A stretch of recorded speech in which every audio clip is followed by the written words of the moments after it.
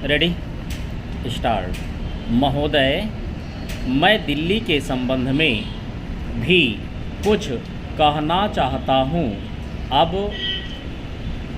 दिल्ली चूँकि केंद्र शासित क्षेत्र है और दिल्ली को केंद्र शासित क्षेत्र माना गया है, तो स्वभावतः दिल्ली वालों को यह आशा थी कि केंद्र से शासित होने से यहाँ पर उन्नति होगी और यहाँ के लोगों को कुछ सुविधा मिलेगी, संतोष प्राप्त होगा।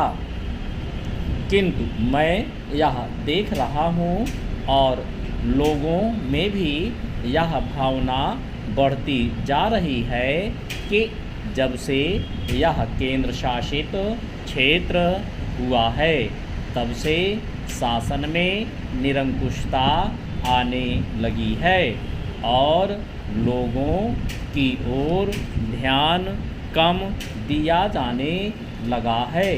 इसलिए मैं यह कहना चाहता हूँ कि दिल्ली प्रशासन के पुनर्गठन के ऊपर पुनः जोर दिया जाना चाहिए और हो सके तो उसके लिए एक समिति बैठा दी जाए और उसके लिए सोचा जाए कि दिल्ली का प्रशासन किस तरह का होना चाहिए।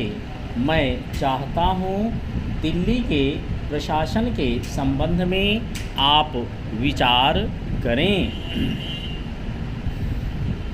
भ्रष्टाचार के संबंध में यहाँ बहुत कुछ कहा गया है, मैं पुनः उसको दोहराना नहीं चाहता, किंतु इतना अवश्य कहना चाहता हूँ कि आज देश में जनता का जो नैतिक स्तर है वह दिन प्रतिदिन गिरता जा रहा है। सरकार को यह सोचना चाहिए कि उनका वह नैतिक स्तर किस प्रकार उठाया जाए और किस तरह से लोगों की भावनाएं बदली जाएं, किस तरह से लोगों में अनुशासन रह सके, इसके लिए सोचना अत्यंत आवश्यक है।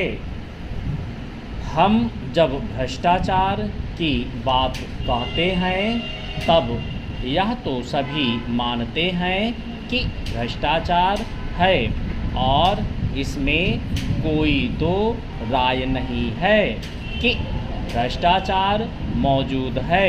छोटे से अधिकारी से लेकर बड़े अधिकारी तक फैला हुआ है।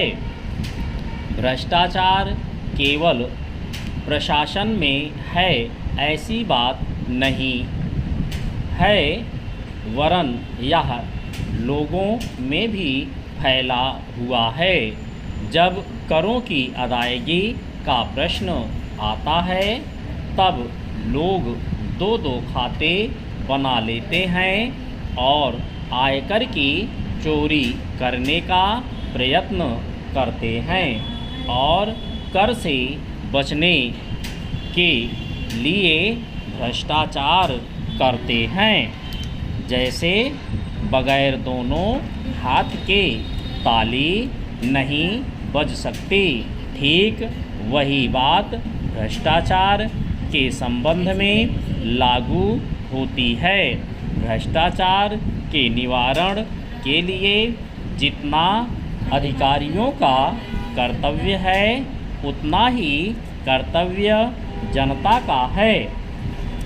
अधिकारियों को तो सतर्क रहना ही चाहिए, क्योंकि यह जो संसद है वह कानून बनाकर उनके हाथ में दे देती है। उसका कार्यान्वयन करने के लिए जनता और नौकरशाही को सहयोग से कार्य करना चाहिए। महोदय, मैं दिल्ली के संबंध में भी कुछ कहना चाहता हूँ।